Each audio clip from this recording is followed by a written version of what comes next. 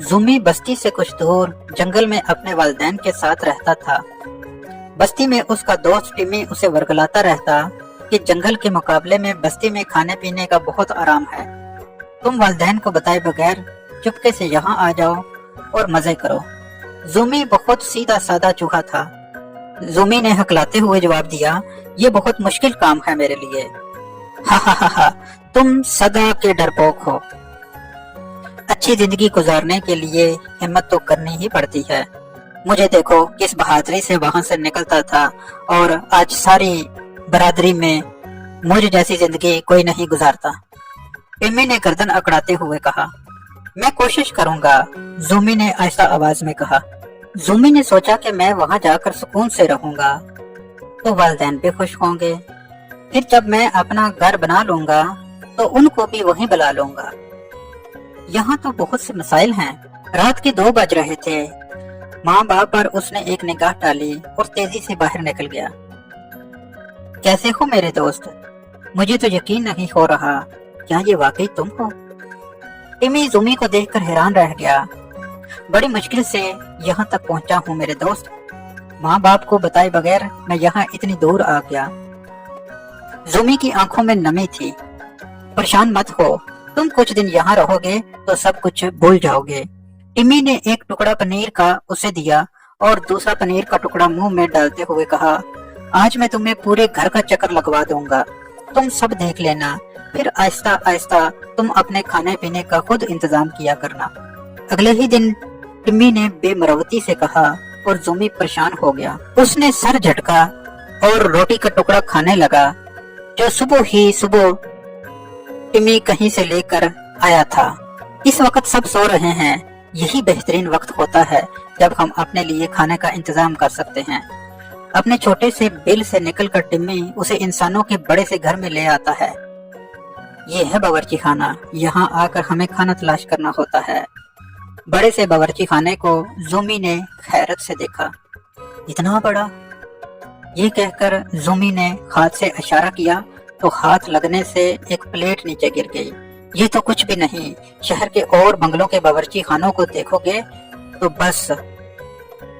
आहट की आवाज सुनते ही ज़ूमी को टिम्मी ने चुप रहने का कहा तो ज़ूमी सोचने लगा कि बोल कौन रहा था, मैं या टिम्मी?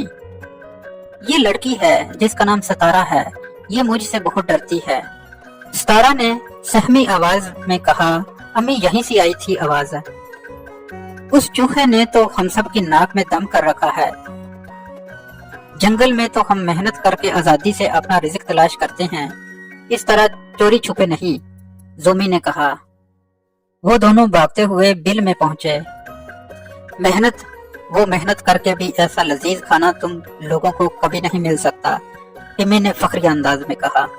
लेकिन हम जंगल में आजादी के साथ घूमते हैं। तुम्हें इतना ही जंगल अच्छा लगता है तो तुम यहाँ आए ही क्यों? टिम्मी ने ज़ूमी को घूरते हुए कहा। तुमने ही तो कहा था कि मैं यहाँ आ जाऊं। तुमने मेरी बात क्यों मानी? तुम इतने ही नेक हो तो अपने मम्मी डैडी को बताए बिना यहाँ क्यों आए? दुख के मारे ज़ूमी से कुछ कहा नहीं जा रहा था।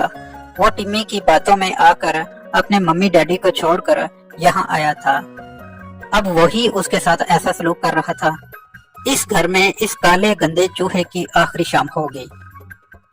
सतारा ने हाथ में पकड़ी हुई थैली को मजबूती से थामते हुए कहा। थैली में से पीले रंग की कोई किताबनुमा चीज निकालकर सतारा ने बावर्ची खाने का रुख किया और जगह तलाश करने लगी। सतारा ने किताबनुमा चीज खोलकर एक जगह रख दी। मैंने तुम्हें यहाँ बुलाकर बहुत बड़ी गलती की। तुम जैसे लोग उस खराब से जंगल में ही ठीक रहते हो। अब मैं खाना लेने जा रहा हूँ, टिम्मी ने गुरूर से कहा और बिल से बाहर चला गया। 5 मिनट बाद ही टिम्मी के चलाने की आवाज पे ज़ूमी जल्दी से बावर्ची खाने की तरफ भागा। बचाओ बचाओ, मुझे बचाओ ज़ूमी। किताबनुमा चीज पे टिम्मी चिपका हुआ था। उसके हाथ और पैर जैसे जम गए थे। वो हिलने की कोशिश कर रहा था मगर हिल नहीं पा रहा था। ये क्या है टिम्मी?